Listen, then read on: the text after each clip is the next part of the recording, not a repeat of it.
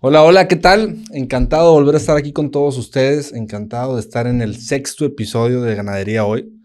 Ahora tengo el gusto de presentar a otro buen amigo, a Manuel García, ingeniero Manuel García, ingeniero agrónomo, ¿verdad? Así es. Ingeniero agrónomo, muy amigo de la familia, muy querido por mi padre, muy querido por mi madre, y también querían mucho a tu papá, mis padres, me inculcaron ese respeto, ese cariño, y ahora que me toca ser colega tuyo del gremio ganadero, he visto también todo lo que has estado haciendo, Manuel, desde aquí te felicito, Gracias, muy amable. y quiero presentarte como presidente de la asociación Cimental, Simbra y Simangus también.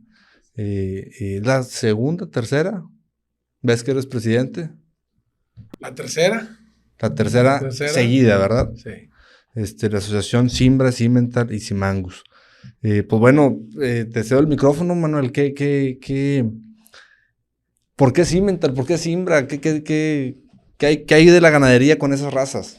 Bueno, pues primero que nada, pues gracias por invitarnos o por invitarme a este programa que estás haciendo. La verdad que también, pues es recíproco el sentimiento y el aprecio hacia tu familia de parte de nosotros.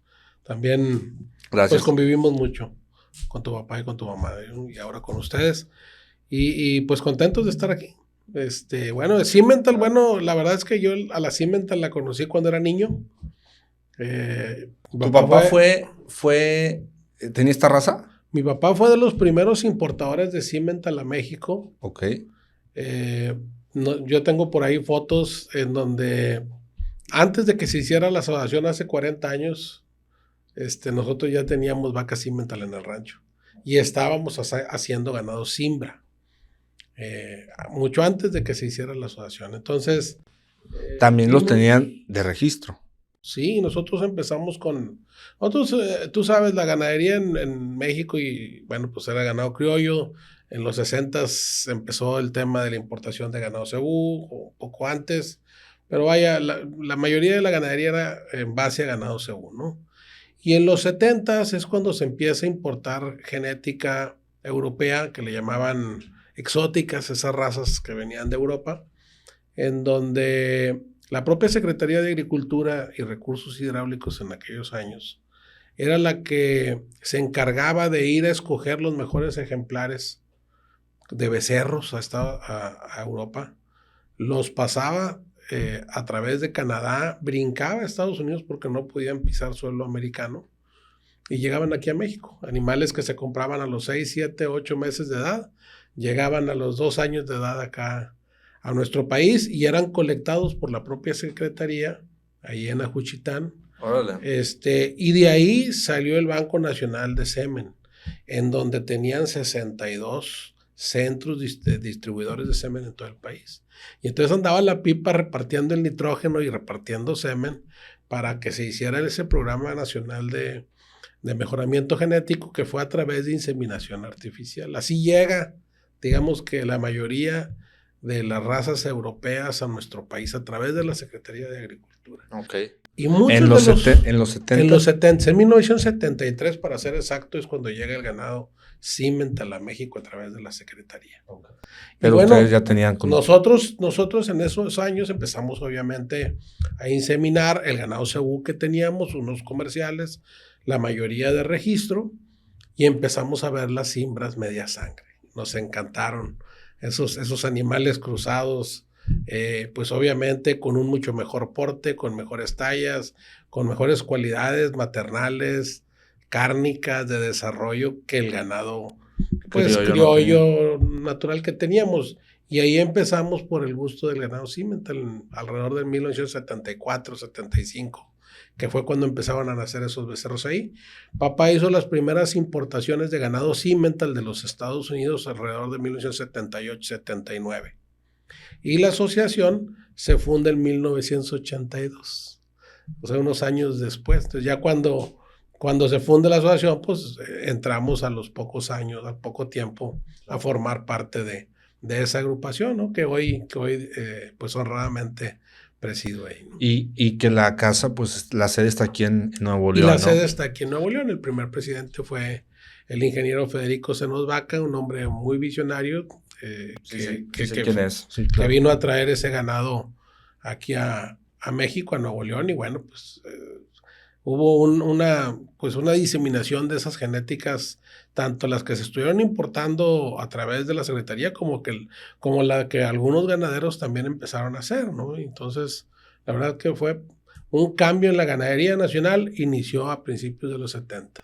Y con algún liderazgo de los distintos creadores que ha habido de estas razas, por alguna razón está aquí en Nuevo León, ¿no? Yo lo he mencionado en muchos eventos, que a veces la industria o el tema económico cuando se habla del tema económico, político económico, se piensa en grandes empresas como Alfa, como Ternium, como la industria metalúrgica, la industria textil, la industria cervecera, pero se deja de ver que en temas agropecuarios también Nuevo León es primer lugar en muchos temas. Uno de ellos es que es el estado con más sedes de raza de registro.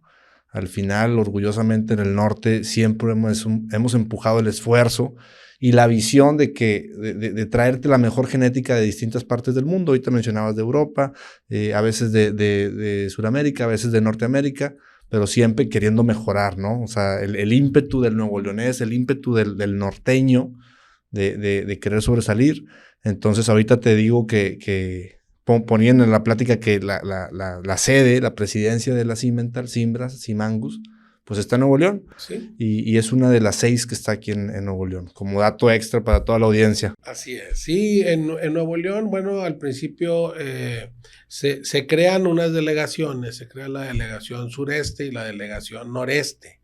En la delegación noreste se encarga de buscar un lugar para montar la oficina, que es donde hoy estamos aquí en Monterrey, en la avenida Tepatitlán, ahí la vez pasada tuve el honor de estar ahí contigo. En Mitras Centro. Entonces, bueno, pues ahí es donde están las oficinas de la asociación que le dan servicio a toda la República y al extranjero. Tenemos también socios en Guatemala que pertenecen a nuestra asociación, que registran ganado aquí con nosotros. Y bueno, desde aquí le damos el servicio pues a todos los ganaderos. ¿Y de la zona sureste que mencionaste ahorita? Allá tenemos una delegación sureste en los inicios de las asociaciones. Los registros se mandaban a imprimir las cartulinas y los registros genealógicos se hacían a máquina. Y estas patentes que otorgaba la Secretaría de Agricultura a las asociaciones de criadores de ganado de registro organizadas, estas concesiones o patentes pues obviamente eran vigiladas por los propios empleados o funcionarios de la Secretaría de Agricultura, que anualmente tenían que venir a revisar que toda la documentación estuviera bien. Entonces imagínate andar tecleando pues todos los registros y toda la genealogía. Al principio, tú sabes, bueno, como inició pues la ganadería de registro era básicamente el pedigrí, pero como fueron también desarrollándose las investigaciones en la ganadería, en el sector pecuario, se fueron dando cuenta de las necesidades de tener datos para hacer evaluaciones genéticas y poder dirigir y orientar la genética para escoger los mejores ejemplares. Entonces, es ahí cuando empiezan a ser muy importante la toma de datos y que el ganado de registro fuera efectivamente de registro.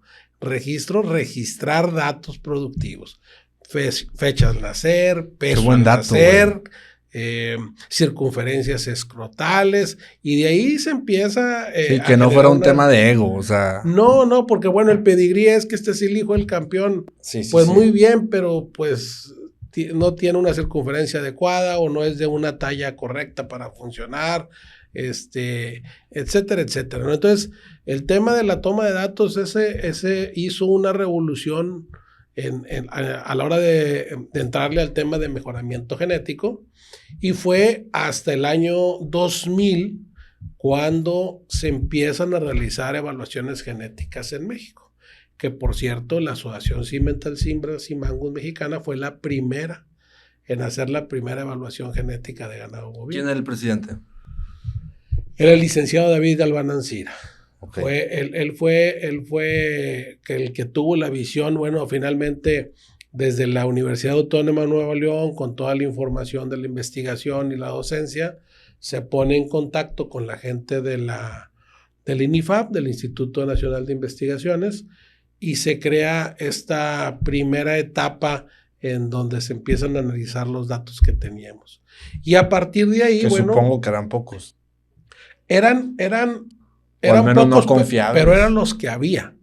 Entonces, a partir de ahí y de que ya los científicos empiezan a analizar la información, se empieza a meter un mayor control en los libros de hato, es decir, que todos los ganaderos cada vez pulieran más los datos que proporcionaban en la asociación, que hubiera una serie de filtros.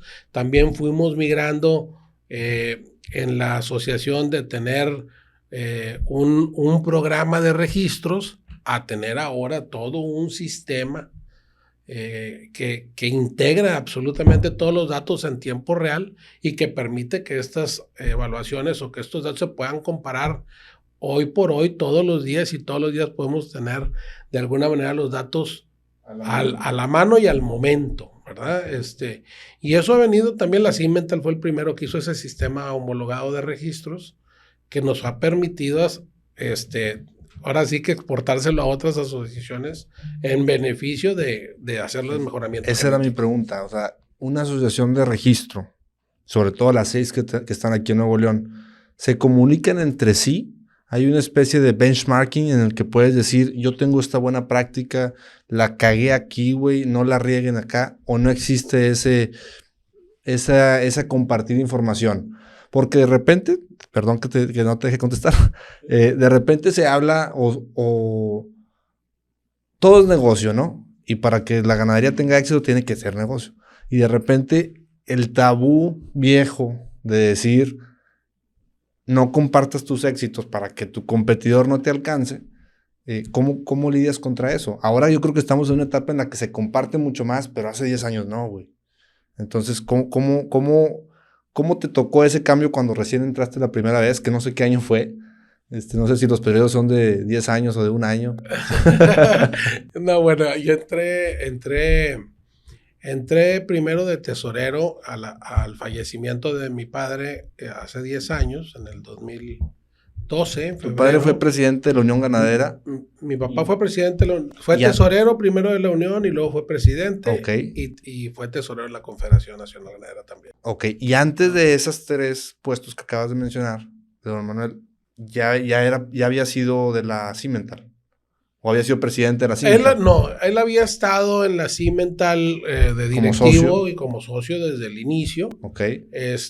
Pero no fue presidente de la Cimental. Él fue nada más tesorero. Fue invitado por el contador Jorge Cantú Valderrama y con él entra... Le mando un gran abrazo desde aquí al Conta. Y con él entra de tesorero. Y bueno, ya en febrero del 12 fallece y en marzo fue cuando que me invita el contador Jorge y su consejo a formar parte del consejo directivo, ahí continuando el trabajo que venía haciendo él en la tesorería.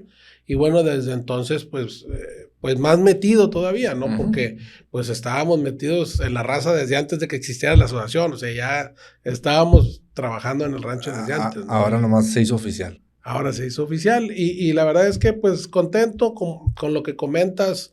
Siempre ha habido algún tipo de celo que es normal, tratar de no... competitivo. De no proporcionar información de más o esto, pero fíjate que, bueno, yo pienso que el compartir información abre panoramas, y finalmente ayuda a consolidar algunas ideas que pueden mejorar para todos nosotros, que eso es lo que pasa como cuando te pones a leer libros. Bueno, pues lo que estás haciendo es tratando de averiguar otros caminos o tener algunas otras ideas que te permitan, pues obviamente, mejorar y avanzar.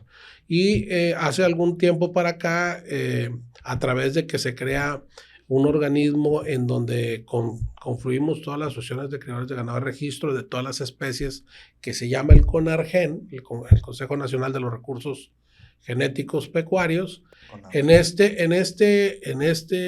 el seno de este consejo, empezamos a hablar de los temas precisamente del mejoramiento genético, luego, pues, de qué características deberíamos de evaluar, cuáles sí nos sirven económicamente, cómo presionar un poco más a la selección, en fin, temas que nos han permitido también compararnos con el resto del mundo, porque no nos podíamos quedar nada más como que somos el bueno de la cuadra, sino que habría que compararse también, pues, con lo que están haciendo las demás organizaciones del mundo. Y al pertenecer la Cimental a la Federación Mundial, bueno, pues teníamos que ver qué estaban haciendo los alemanes y también qué estaban haciendo los suizos y qué estaban haciendo los canadienses. Claro. Pues de hecho vas llegando de Viena. Así es. Entonces, bueno, pues el tema precisamente da para poder ampliar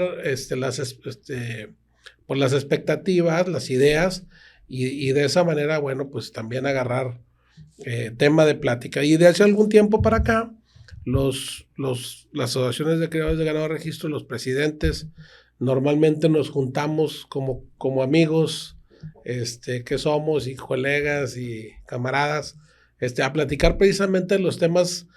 A lo mejor no nos vamos a poner de acuerdo cuál es mejor raza que cuál, pero finalmente sí podemos coincidir en problemas comunes y en soluciones comunes a esos problemas. Eso que acabas de decir, güey. Que ese es el asunto. Clave. Entonces yo le decía, oye, vamos a juntarnos, vamos a desayunar, vamos a tener una reunión de trabajo, vamos a platicar, porque todos padecemos de los mismos problemas, y es más fácil entre todos buscarle solución, y entre todos tratar de gestionar, y entre todos tratar de empujar, y pues también de llegar a tocar la puerta. Pues no es lo mismo que todas las acciones de registro vayamos juntos a esto, planteando alguna solución muy concreta a la bronca que estamos teniendo. Pues temas sanitarios, temas presupuestales, temas de reglamentos, de leyes, etcétera, etcétera, que finalmente eso es lo que nos puede permitir avanzar. Estoy de acuerdo contigo. Y antes de que se me pierda, te voy a decir dos cosas. Una, el tema del celo, lo que yo viví hace años, y dos, el tema de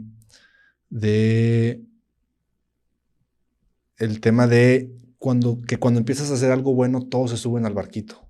Entonces, es una inercia. Pero para que no se me vayan los temas. Clásica del mundial, ¿no? Cuando pierden, perdieron, sí. Y cuando ganamos. Wow. Te incluyes.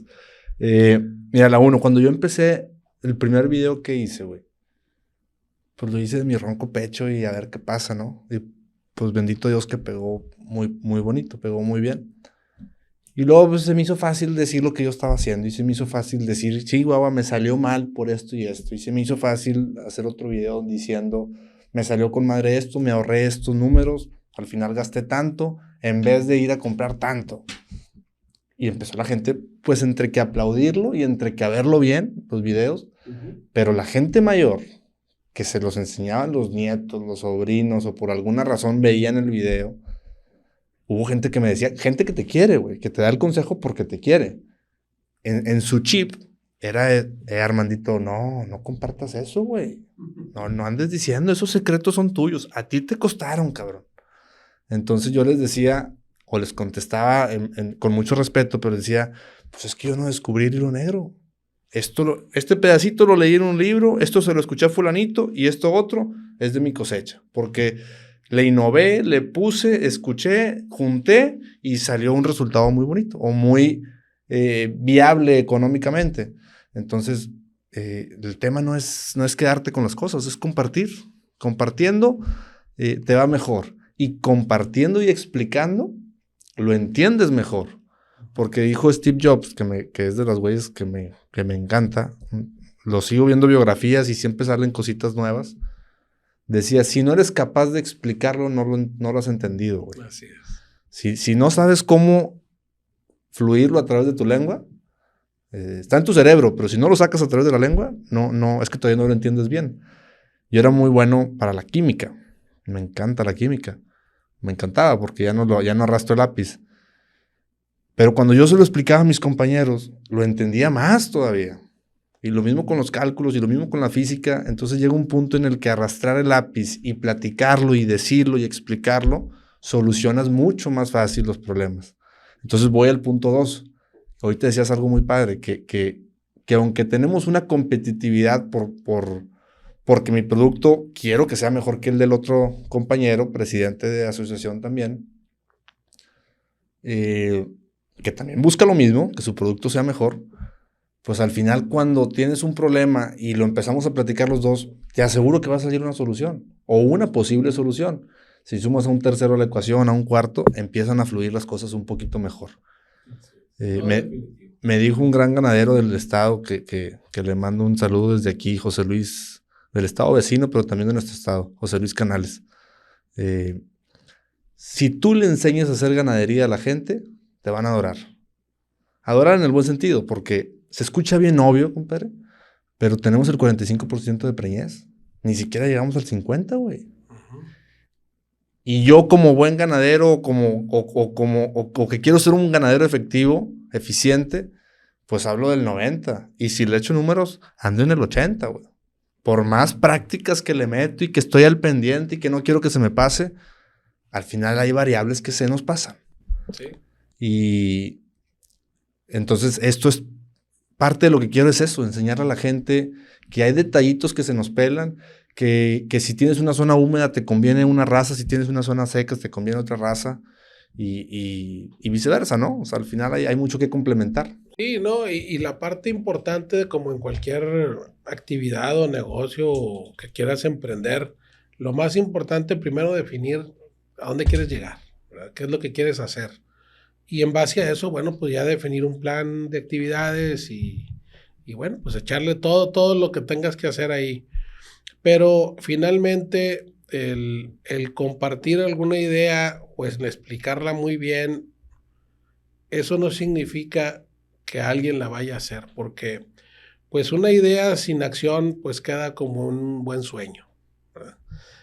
Aquí el tema es que una idea con agregado el tema del conocimiento y ahora sí con horitas de chamba, ¿verdad? Ahí es donde sí ya puede generar un cambio. Menos no se va a hacer nada.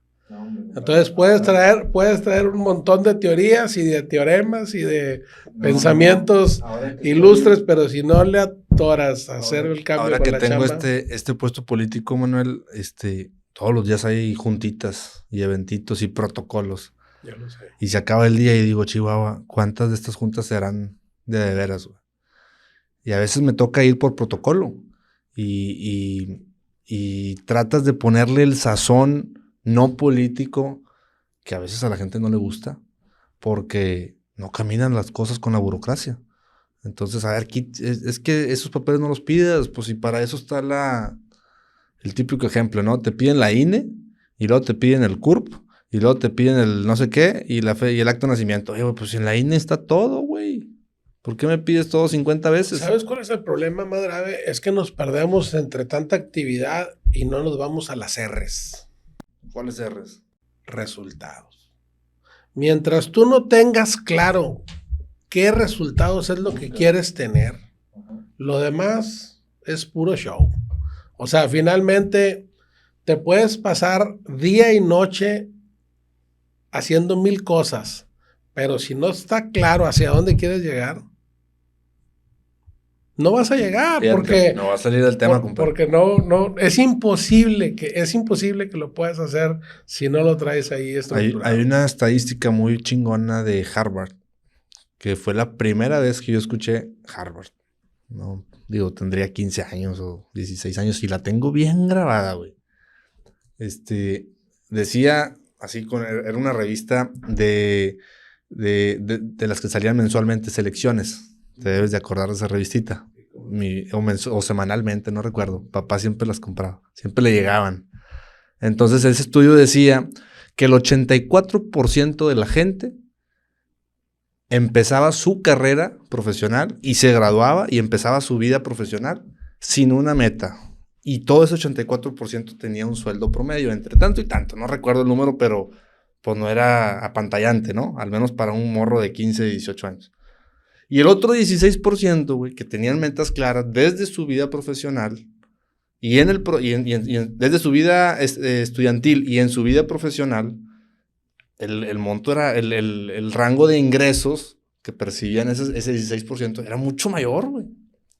Chingo mayor. Entonces yo decía, si con el simple hecho de escribir mis metas, que a veces te pones a pensarlas y no te salen tan fácil, o sea, necesitas dedicarle, ¿no? Al menos en la edad de 18, 20 años.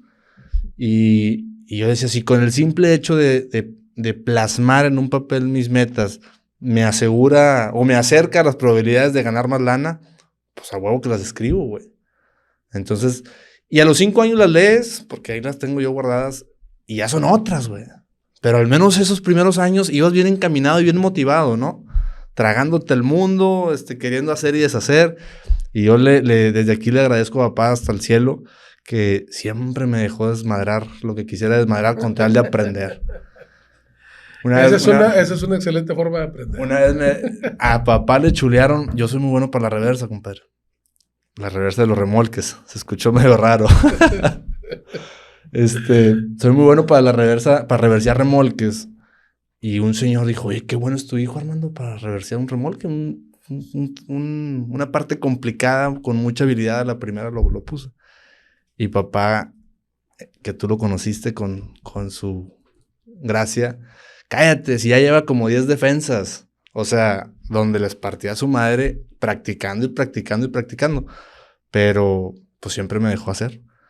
Entonces ahorita me declaro un adicto a la innovación, gracias a que de chiquito hice y deshice y que muchos daban resultados, güey. Pues es que eso es lo acabas de comentar. El tema es de que no los guardemos y le estemos revisando cada 5 años. Finalmente, pues la vida se nos va y hoy a través de todo lo que ha pasado con la pandemia y los que sigue después de la pandemia, si algo nos hemos dado cuenta es que no hay un mañana. O sea, necesitamos ya desde ahorita estar trabajando ahorita es el momento. En lo que queremos hacer, pero hacerlo ya, ¿no? Y bueno, tocante el tema del servicio público, como cualquier otro tipo de servicio que hagas en alguna organización no gubernamental o de la sociedad civil, siempre va a haber opiniones encontradas. Claro. Eso no lo vamos a encontrar toda la vida. Habrá quien piense que lo que está haciendo está bien, otros van a decir que está mal. Pero bueno, pues finalmente los resultados, vuelvo a la R, vamos por los resultados. Y si al principio nos pusimos un plan de hacer esto y llegamos a los resultados, bueno, pues a lo mejor las formas no fueron las de tu agrado, pero llegamos a donde queríamos llegar. Claro. Y hay gente que se pierde mucho en eso, y se desgasta y se rasga las vestiduras, como no tienes una idea, y lo vienen las pasiones y las grillas y todo este tipo de cosas que desvirtúan mucho el objeto social o hacia donde quieres llegar en cualquier agrupación de lo que sea, ¿no? Entonces, pues es normal, uno lo entiende y las pasiones lo ve uno en todos lados, no nada más en la parte política, claro, lo ves en las familias, lo ves en todos lados, ¿no? Oye, pues bueno, me pasó otro punto que escribimos ahorita, que son las nuevas generaciones. ¿Cómo le bajas los años al ganadero promedio? Digo, yo te veo a ti como un ganadero joven, que estás... Ya no tanto. pero con muchas prácticas jóvenes, o sea, con muchas prácticas joviales. Y pues bueno, el promedio es 67 años, creo que bajó a 65, ya no recuerdo bien. Pero sigue siendo tremendo. Eso es en Nuevo León. En México está más arriba. Entonces, ¿qué hacemos, compadre? Realmente... Digo, tengo muchas ideas, pero quiero escuchar. Realmente ese es un tema importante porque el cambio generacional viene también con una pulverización de la tierra. Y ¿Qué además... quiere decir eso? Que se va fraccionando. Se va fraccionando, pues, con la herencia que dejan los padres a los hijos. Pues si los hijos son 3 o 4, pues las mismas hectáreas se reparten entre más gente. Y va a haber algunos que les interesa, otros que no. Y luego, bueno, pues si los que les interesa pueden quedarse con lo que no, pues qué bueno, porque se queda el terreno en familia. Pero donde no se pueda, y entonces empiezan a llegar gente fuera y bueno, se empieza a deteriorar todo eso. Entonces, en la parte de la pulverización de la tierra, ahí se complica mucho en los ranchos ganaderos, porque los ranchos ganaderos tienen la peculiaridad, sobre todo los de la parte del centro al norte, de la escasez de agua. Y entonces, pues resulta que de todo el terreno, nada más en aquella esquina tenemos un pozo de agua dulce y todo lo demás no tiene. Y eso le tocó a Juanito y Juanito lo va a vender. Y ahí todo el resto del rancho pues queda descobijado. Y como eso, bueno, puedes encontrarte miles de historias. El tema de la inseguridad que inició hace algunos años, se abandonó el campo. ¿Por qué? Porque finalmente podías ir con tranquilidad, ibas, te le pegabas, estabas allá, con mucho gusto llevabas a la familia a que convivieras hasta que empezaron a suceder las cosas que no nos gustó ver, ¿verdad? Y que pues desgraciadamente han costado muchas vidas. Y entonces la gente dejó de perder el interés, dejó de ir, luego mañosamente algunos de nuestros empleados, no lo digo en el caso particular, pero muchas historias. Hay muchísimas historias donde los mismos encargados de los ranchos no venga y resulta que no había nada, pero siempre con el temor y el miedo que te infunden para el tema familiar. No venga, aquí andan, preguntaron por usted. Se abandonaron. Y las vacas no parían. Y dejaron de revisarse los temas y de hacerse cosas. Y bueno, de ahí para acá ya van 20 años. Y en 20 años, pues crece el monte, se acaban las cercas, se acaban los caminos, se echan a perder las presas, se acaban los corrales. Entonces tú vas ahorita a los ranchos y parecen ranchos de viuda, por decirlo de alguna manera. Totalmente de acuerdo. Y eso que se perdió, además del interés y de la confianza, es muchísimo dinero que se dejó de invertir. Y se ha despoblado mucho ganado. Mucho, pues digo, ¿cuántas hectáreas no hay sin aprovechar, sin explotar, sin poder trabajar? En alguna plática yo mencionaba de por qué no hacer una especie de Uber, pero para el tema ganadero, donde el que tenga un predio sin uso, que sea una viuda, pongo el ejemplo de una viuda, con mucho respeto para todas ellas. Sí, claro. Que quiera percibir un ingreso, y pues que hagan un acuerdo de ahí de 6 meses, de un año, de 10 años. Yo tengo un rancho rentado a 5 años, está por vencerse. Quería 10 el muchacho y yo no tenía en ese momento el dinero para darle, y los quería de golpe.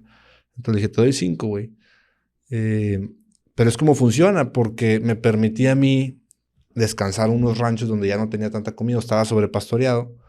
Estoy hablando de antes de que practicara lo que ahora estoy enamorado, que es la ganadería regenerativa o sustentable, como le quieras llamar.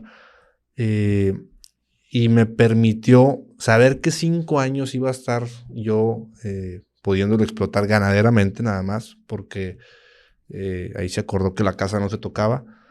Pues me animé a meter un pedacito de cerca nuevo para no andar batallando yo. Me animé a raspar los caminos para que mis trabajadores no batallaran en ir y venir a ahí donde se maneja el ganado.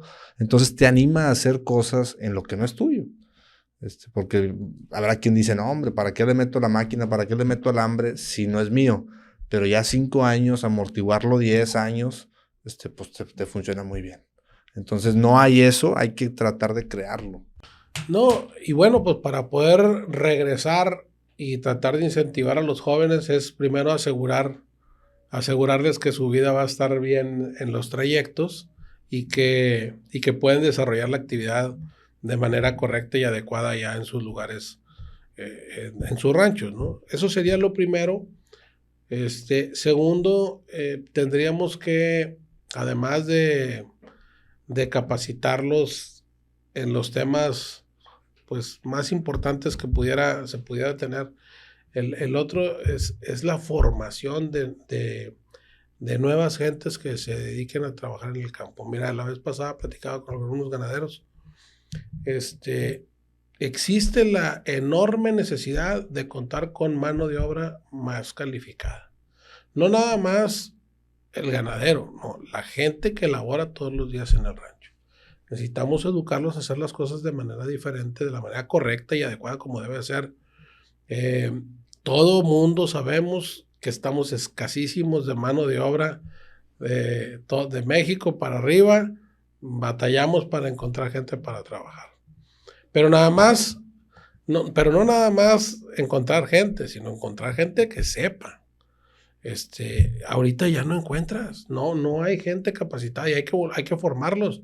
Si pudiéramos tener algún tipo de escuelas como las que teníamos antes para formar tractoristas.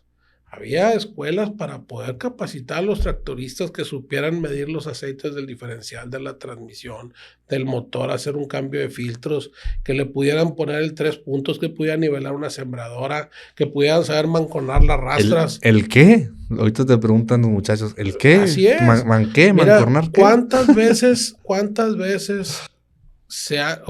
cuántos apoyos o cuántos programas ha habido estatales o nacionales en todo el país de regalar un tractor? Muchísimos. De hecho, yo estoy Bueno, les regalas un tractor de 800,000 pesos, de 1,000,000, de 1,500,000 o 2 millones a una persona que no sabe dónde va la bayoneta del aceite. Entonces estamos en graves problemas porque no podemos de alguna manera pues confiar en que ese equipo va a trabajar adecuadamente. Y como eso, todo. Lo mismo está con el tema del manejo del ganado. No nada más es medir la cantidad de forraje que tenemos. Bueno, ¿y a dónde los vamos a echar? Y si tenemos las cercas suficientes, y si tenemos el abasto de agua, y si cumplimos ya con el tema sanitario, y si ya bañamos, y si no pusimos las vacunas. La gente piensa que todo se da por añadidura, porque Dios quiere, ¿no? Pues es que hay que chambearle y hay que hacer plan.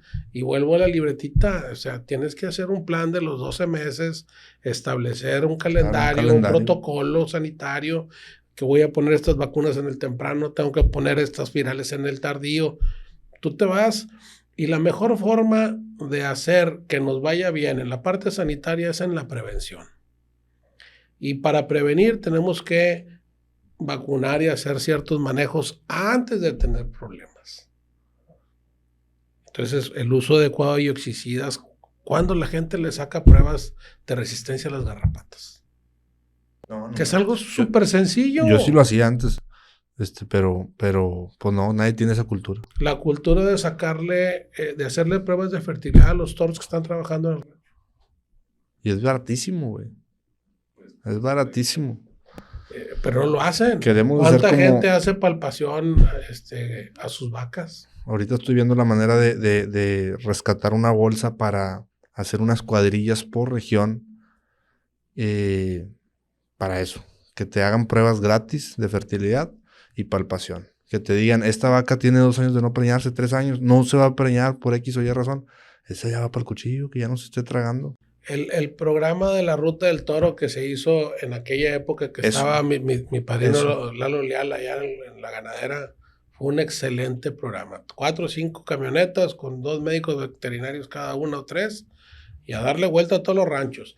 Y el productor ganadero que era beneficiado con el programa también hacía una aportación, porque obviamente no le podemos dejar toda la chamba al gobierno. O sea, nosotros tenemos que propiciar que se dé. Y para eso se hacen las cuentas de productores, para cubrir los gastos que de repente algunos programas o proyectos gubernamentales no pueden cubrir. O sea, claro. es parte de, y además de hacernos de la cultura de que, pues, medicina que no cuesta, medicina que no cura, ¿verdad? Entonces tenemos que tener la facilidad de a quién acudir para que se pueda hacer tal o cual trabajo. Eso es sumamente importante. Y el tema de volver a revisar cómo andamos haciendo algunos muestreos. Yo me acuerdo hace 25 años o 20 años que hicimos los muestreos de ver cómo andábamos de virales, que la gente no conocía las vacunas virales. Pues estábamos todos los ranchos hasta el tronco. Y eso no se va a quitar. O sea, los que no tenían seguramente ahora ya lo tienen. El problema es que ¿qué están haciendo con las vacunas? ¿Las están poniendo? ¿No las están poniendo? Ahora, hay vacunas que se usan para ganado estabulado y hay ganado que se utiliza para el ganado de cría. Y unas son más baratas que otras. Y entonces imagínate que estén comprando el que llegue a comprar alguna vacuna, que compre uno que luego le va a abortar las vacas. híjole, o sea, no hay una orientación seria de referencia que pudiéramos tener al alcance de la mano. Veterinarios hay muchos, pero están ocupados en otras cosas. Y ahora con los cambios de generación, pues ahora estamos viendo que ya no quieren tener los muchachos hijos, quieren tener perrijos y gatijos y no sé qué tantas cosas, ¿no?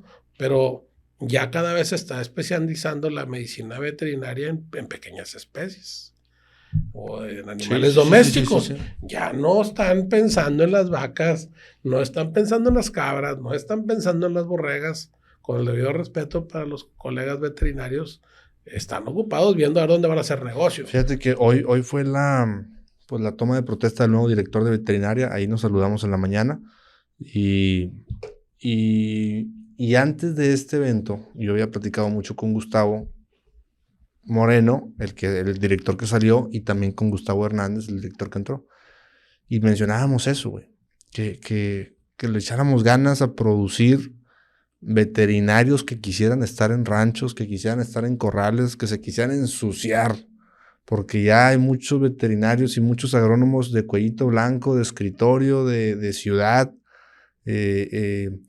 La vida en el rancho está con madre, se agarra el pedo con madre, pinche carnita asada con madre, pero a la hora de trabajar, a la hora de hablar de implementos agrícolas, a la hora de hablar de ganadería, a la hora de hablar de tecnicismos, pues no hay.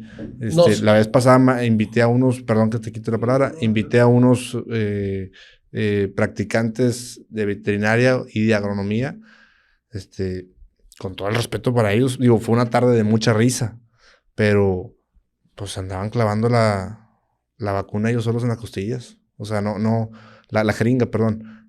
No había la habilidad.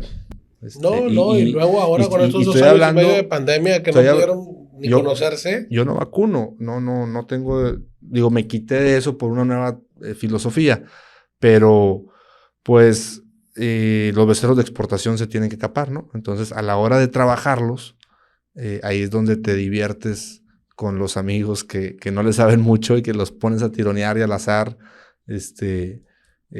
solamente por pasar un buen rato, ¿no? Porque también es importante no perder la cultura vaquera, que no sea un mételos a la prensa y mételos a los chutes y mételos acá, todo muy mecanizado.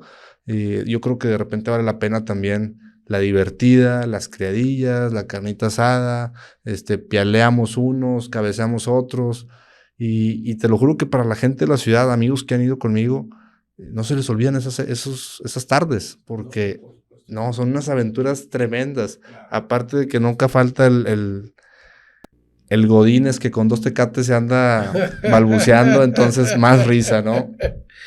Pero bueno, volvemos al tema, fíjate, nos estamos haciendo viejos, o se está haciendo viejo el campo, nos estamos haciendo viejos, porque no estamos teniendo nuevas ideas, porque nos estamos quedando en el asunto de conformarnos con lo que hay.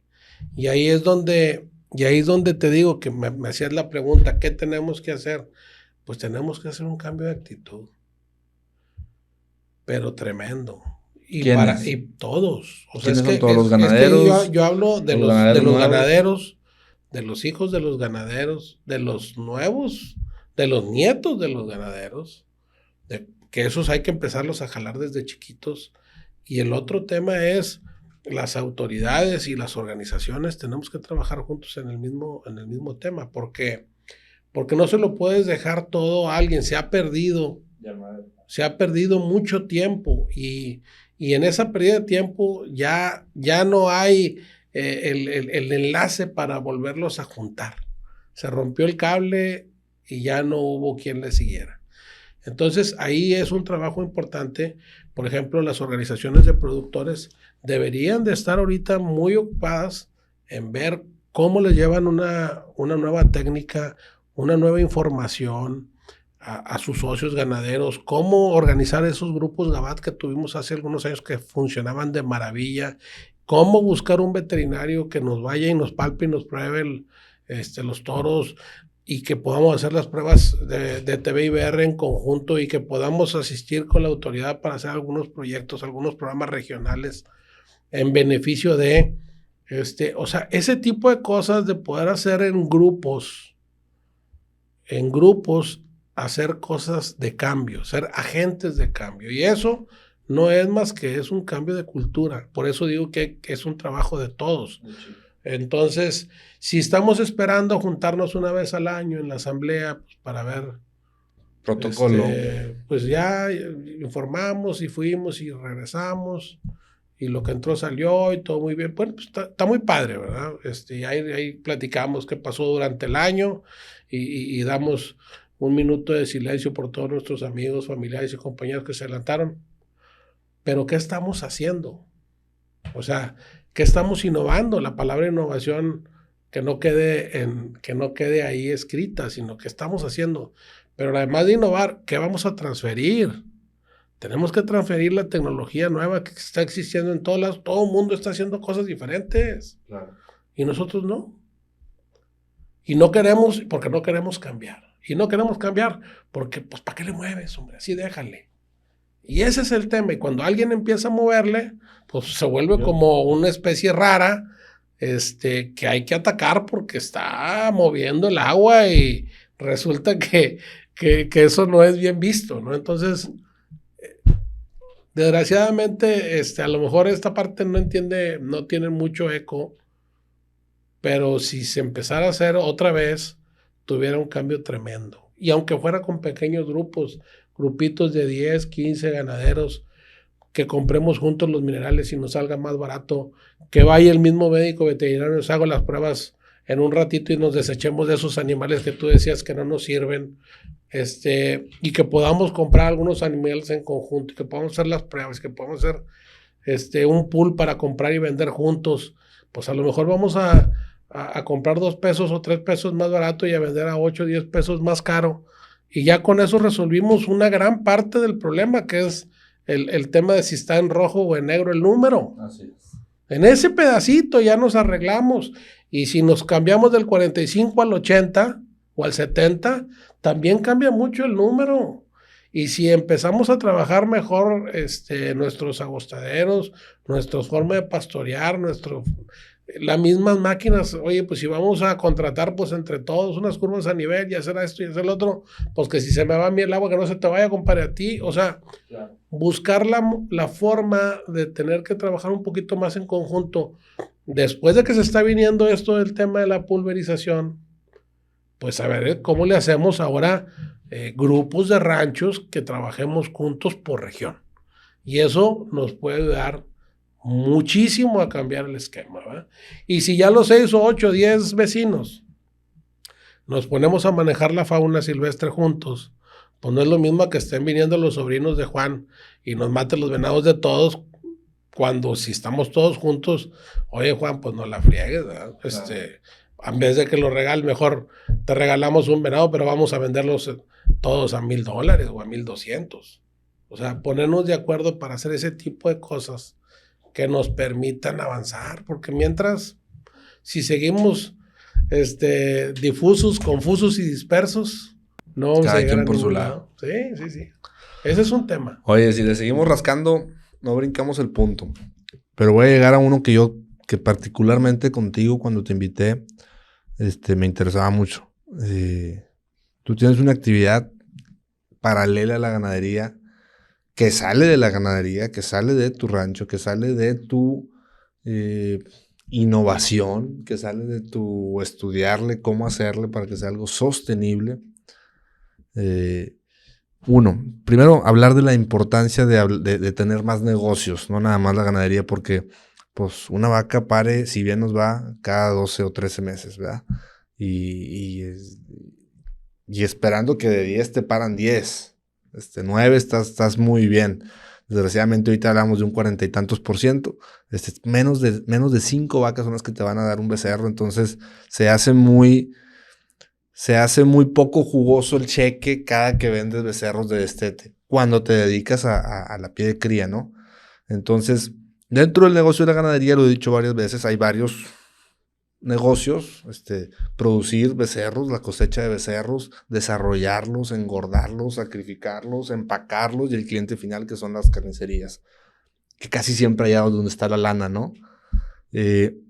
¿cómo le haces para que, si no te dedicas a todos, que está muy difícil, yo creo que nomás el tío Patricio, a quien le mando también un gran abrazo, a Patricio y a Samuel Ramos, si te dedicas acá como la gran mayoría de los ganaderos a producir becerros, que tengas pie de cría, ¿qué tienes que hacer para no estar dependiendo nomás de ese chequecito con tu rancho en temas agropecuarios? Digo, porque habrá quien tiene una línea de trailers, ya habrá quien tiene Sí, que vende sí, petróleo allá como los gringos. definitivamente hay negocios que están en la ciudad y que hicieron posible la adquisición y la operación del rancho, ¿no? Pero hablando de los ranchos en sí, y bueno, pues siempre se ha hablado de la diversificación de las actividades y bueno, pues a mí me tocó aprenderlo desde muy niño con mi abuela Luisa, que era la mera patrona del rancho, ¿no? La mamá de mi papá. Que tenías que tener varias actividades y ella decía, no, hay que tener agricultura y hay que tener hortalizas y tenía sus árboles frutales y tenía marranos y tenía vacas lecheras y luego tenía sus borregas de lana y sus borregas de pelo y sus cabras y sus caballos y sus vacas. Y en todo eso, pues es que decía que la cosecha de una cosa nunca empataba con la otra. Y los centavos se necesitaban todos los días. Sí, claro. ¿Verdad? Cada fin de semana tenía que rayar, ¿verdad? Y entonces, pues, tenías que tener de alguna manera esos diferentes ingresos que hacían que todo ya el conjunto de actividades, pues, hicieran la posibilidad de, pues, cubrir las necesidades de operación. Pero además, tenían ganancias extras, ¿verdad? Hablamos de la misma diversificación de actividades, una van a ser lo que sí vemos económicamente hablando y otros beneficios que no los vamos a ver monetariamente, ¿verdad? Pero finalmente, el no poner todos los huevos en una canasta, y eso yo me acuerdo porque aquí en su casa de Monterrey tenía un gallinero y nos obligaba a llevarnos 2 canastas. Para ir a recoger los huevos, tenía como 100, 120 gallinas siempre, y luego, además, pues le regalaba y vendía un poco ahí, ¿no? Claro. Pero siempre llevabas las 2, pues precisamente para que si se nos caía una en las canastas, quedara otra, ¿no? Okay. Entonces, no poner todos los huevos en una canasta. Entonces era muy coloquial el consejo, pero pues era una realidad. Y bueno, nosotros lo que hemos aprendido con el paso de los años es que el aprovechar de manera sustentable algunas cosas no solamente te permite obtener esos pequeños ingresos adicionales, sino que permite también hacer otras actividades adicionales y permite tener gente adicional en el rancho que te puede colaborar a realizar algunas tareas adicionales. Y entonces no es de que esté un negocio manteniendo a otro, sino que simple y sencillamente a través de lo que de la actividad diferente que estás desarrollando, estás obteniendo un beneficio por otro lado. Por ejemplo, en la parte del desarrollo forestal, cuando nosotros iniciamos en el desarrollo forestal, fue recogiendo leña muerta. Si tú recuerdas, en 1982-83 se inicia el Programa Nacional de Desmontes y en Nuevo León, don Alfonso Martínez Domínguez se trae 48 máquinas Caterpillar D7, crea Proderleón y a partir de ahí que solo los caminos queden sin sembrar. Y era pues a desmontar terrenos para hacerlos aptos para la agricultura y para la ganadería. Y bueno, pues, se desmontaron muchas hectáreas. Yo empecé aprovechando esa madera que se quedó tirada. Ya después empecé a conocer a los ingenieros forestales que se dedican. Yo ya sé, pero la audiencia no. ¿Produces aparte de la ganadería? Yo produzco aparte de la ganadería, produzco leña y produzco carbón. Y también aprovechamos la fauna silvestre. De alguna manera también le entramos ahí al tema de los venados. La famosa ganadería diversificada. La famosa ganadería diversificada, que hablaba de diversificar las actividades de los ranchos. Pero en el tema del carbón. Justo ahí, bueno, cuando era recoger la leña no había ningún problema porque pues es lo que estaba tirado. Pero cuando teníamos que empezar a hacer algún manejo forestal al monte que teníamos parado, Parado te refieres parado, de pie, en verde. En verde, sí, así es. Empezamos a investigar y nos juntamos con ingenieros forestales que le sabían al tema y luego también con gente del instituto del INIFAP. Y empezamos a revisar, bueno, pues cómo es. Bueno, finalmente con un poco de estudio que ya teníamos en materia agropecuaria, pues no nos fue muy difícil entenderle a la parte forestal. Y resulta que el poder aprovechar el monte de manera sustentable era empezar a aprovechar, si tú tienes esta hectárea o este rancho, más bien si este rancho lo divides en 10 áreas de aprovechamiento y cada área de aprovechamiento la debes de aprovechar una al año, pues tienes permiso para darle vuelta en 10 años a los 10 potreros, ¿verdad? Sí. Y lo que vas a hacer es aprovechar la tercera parte del material vegetal de cada uno de ellos. ¿Para qué? Para que a la vuelta de 30 años llegaras otra vez con el árbol que por primera vez tocaste hace 30 años, que ya está totalmente regenerado. ¿Por qué se regenera? Digo, yo sí sé. Por el crecimiento vegetativo, ¿no? Pero que ya tiene raíces, que ya tiene todo, y lo normal es que brote otra vez, ¿no? Así es, pero iniciaban primero, de hecho, muchas de las investigaciones de mezquite se hicieron precisamente en mi rancho, porque pues una cosa son los libros y otra es cuando ya se empiezan a investigar en sitio ya las especies forestales que tenemos, ¿verdad? Porque no es lo mismo hablar de un encino o de un pino o hablar de un palo fierro que hablar de las mezquitadas de nosotros. Claro. Y entonces empezamos a trabajar sobre eso y pues nos dimos cuenta de que algunos árboles ya estaban dañados por barrenadores y tenían otras plagas que había que cortar pues completamente, ¿no? Entonces, con el paso del tiempo empezamos a aprovechar de manera diferente, obviamente con la gente de la ciencia arrastrando el lápiz, revisando, midiendo y checando. Y ahí es donde te digo que tú aprovechas, por ejemplo, tú tumbas este árbol, lo retiras, pero a este árbol le salen 3 o 4 o 5 ramas y al año regresas a podarlo y le quitas las ramas que no sirven, le dejas 1 o 2, las ramas más fregonas, esas se las vas a dejar y con todo el sistema radicular que tiene el árbol, en unos cuantos años está mejor que el que quitaste.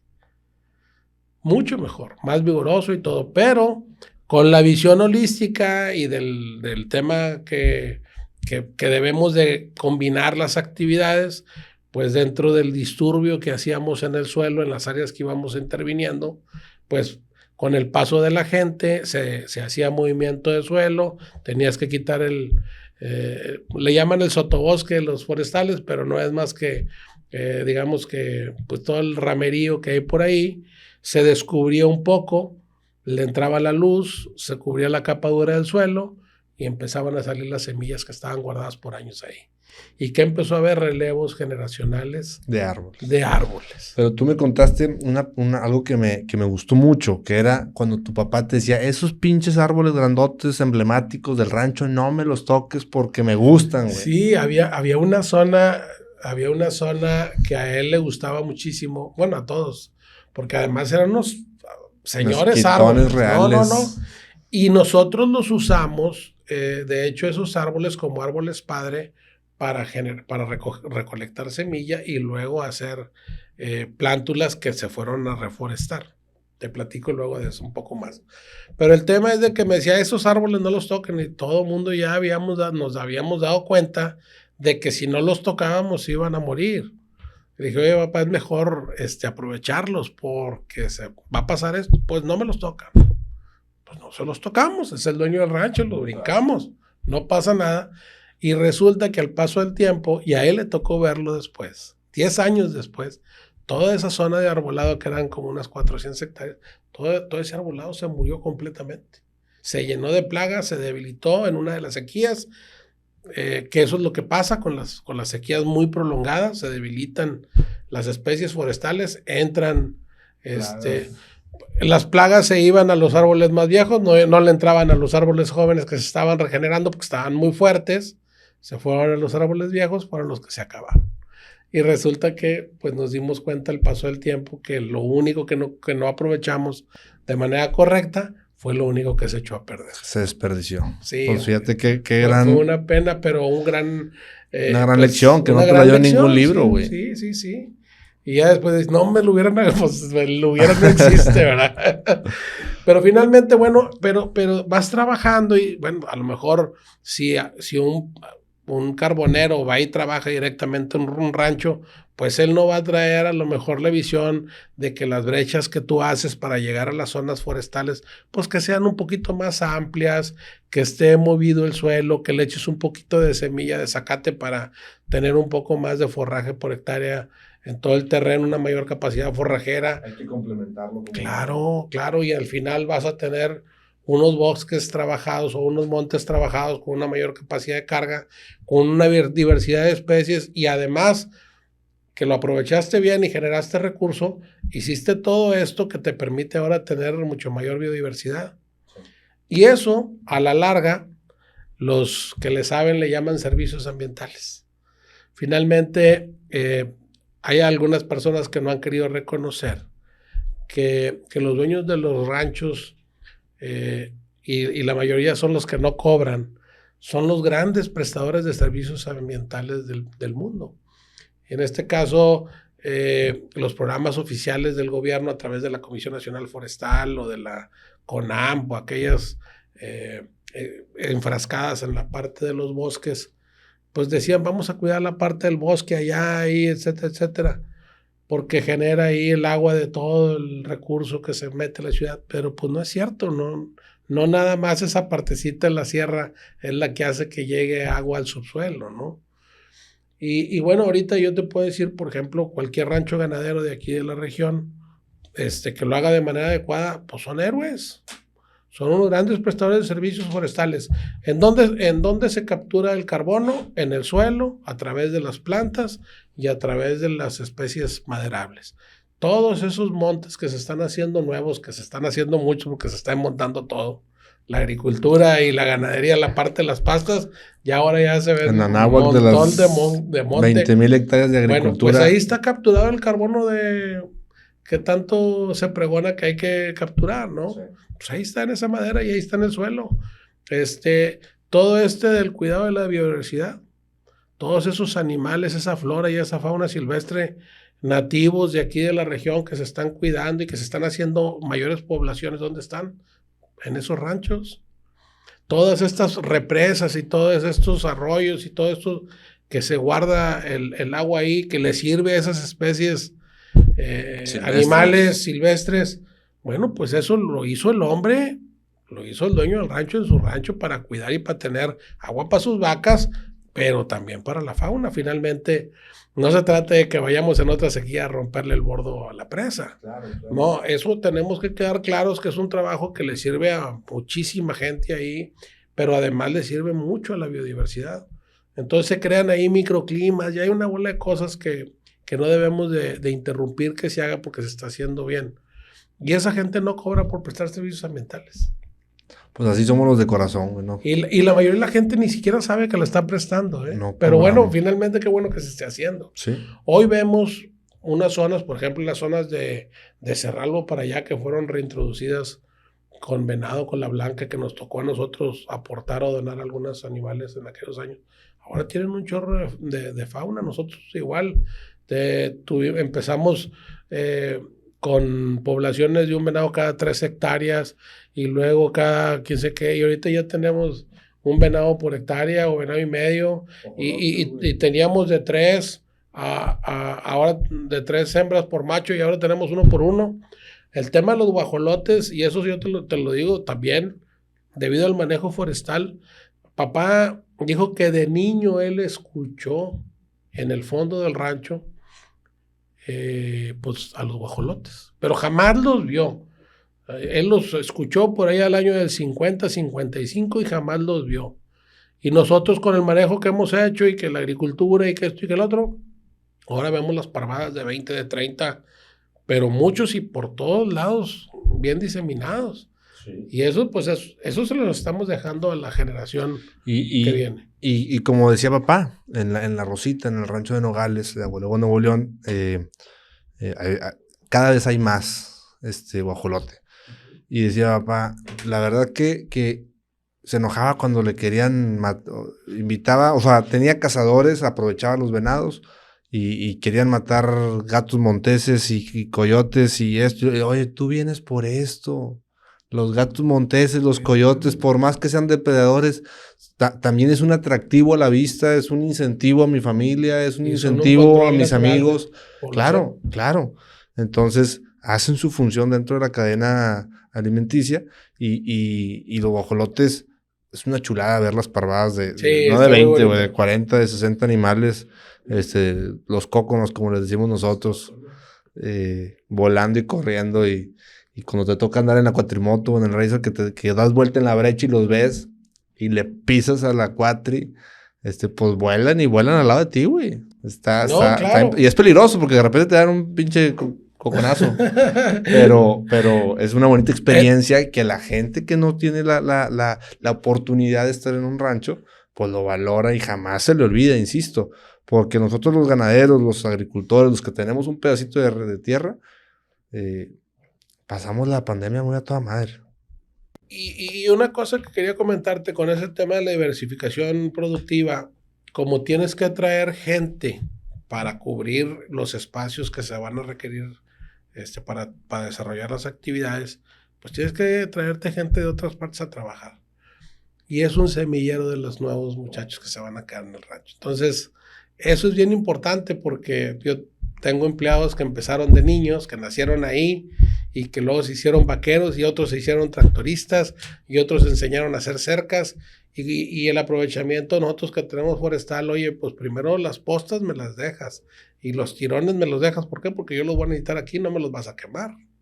Vas a quemar lo que nos sirve. Claro. Entonces, finalmente se empieza a hacer una cultura diferente y luego en las pastas, oye, no quieras verlos como campo de golf. A mí me vas a estar podando los mezquites más bonitos, más derechos. Como ya traes la gente podando adentro del monte, pues no te cuesta nada podar este cuadro de acá y este cuadro de allá. Y luego te quedan unos lugares preciosos a la vista, ¿no? Entonces... Como pastas americanas. Sí, así es como las tenemos ahora. Y no fue más que la cultura. Cuando empezamos nosotros a podar los mezquites, hace 20 años, curiosamente a mi alrededor empezaron a podar los mezquites. Por eso dicen que lo que se ve se aprende, ¿verdad? Entonces, es que no podaban los mezquites ni de las casas de los jacales de la raza ahí alrededor de los solares. Ahí los dejaban. No se podían meter ni los caballos abajo de los mezquites, porque no. Cuando empezamos nosotros a hacerlo, decíamos, ¿estos por qué lo están haciendo? Pues precisamente pensando en el mañana. Y ahora resulta que todos le meten a la podada. ¡Qué bueno! Y en esta región caliente que tenemos de temperaturas, súper necesarios los árboles para los animales. Por supuesto. También te dan más kilos, también te dan más leche, también te dan mejor índice de aparición, porque cuando ves un animal jadear o que está en el solazo en un corral sin sombras o en un potrero sin sombras, pues no te pide auxilio porque no habla, güey. Pero está quemando energía, está consumiendo su energía para enfriarse y eso pues va a ir a tomar más agua de tu bebedero, va a ir a tomar más materia seca de tu pasta, va a ser menos productivo. O te va a costar más que sea productivo, como lo quieras ver. Pero pues súper importante todo eso. Oye, pues qué padre toda la historia. Yo ya la sabía, pero te la vuelvo a escuchar y me vuelvo a emocionar, Manuel. Quiero invitar a toda la audiencia a que sí hagan un esfuerzo de generar algo más con sus ranchos, con sus predios. En el momento en el que hagamos que la ganadería, que el rancho genere más lana, también vamos a captar más juventud, también vamos a captar más arraigo rural. Porque ningún matrimonio joven, ningún chavito, ninguna chavita va a querer ir al rancho para estar jodido, güey. Todos quieren una mejor vida. Entonces, hay gente que se viene a la ciudad buscando una mejor vida y pues resulta que, ay, güey, pues sí gano un poquito más, pero me cuesta tanto moverme, me cuesta tanto la renta, me cuesta tanto vivir, me cuesta tanto alimentarme. Entonces, resulta que estaba más a gusto la vida en la zona rural. Y ahorita me toca estar en la ciudad por el trabajo que tengo, pero extraño enormemente mis escapaditas al rancho, o más bien mis dormidas en el rancho, o en un rancho o en otro, porque pues, la tranquilidad que la gente de la zona rural tiene, pues no se consigue tan fácil, ¿no? No, y no son días, son años de vida más allá, alejarte del ruido, del smog, de toda la contaminación, Y yo invito a todos a que se salgan de la ciudad, a que estén en la zona rural, a que le den vida a los pueblos, porque tenemos que frenar la migración de gente a las ciudades. Y como bien lo dice el gobernador de Nuevo León, Samuel García, Monterrey no es Nuevo León. Hay 51 municipios, 40 y tantos son rurales, y todos tienen una ventaja que otro no tiene. Entonces hay que darles vida, güey. Hay que fomentar eso y pues nosotros hacer, repito, cosas diferentes para poder atraer a estas nuevas generaciones al rancho y que se queden allá con nosotros. Sí. Pues muchas gracias por estar aquí, Manuel. De contrario, verdad te agradezco mucho que te hayas dado la vuelta, que hayas podido ahí acomodar tu agenda. Gracias de nuevo, y aquí tienes las puertas abiertas con nosotros, con la familia completa y sobre todo conmigo. De todo corazón te lo digo. Gracias, muy amable. Muchas gracias, compadre. Ahí estamos a la hora. Gracias a todos, nos vemos.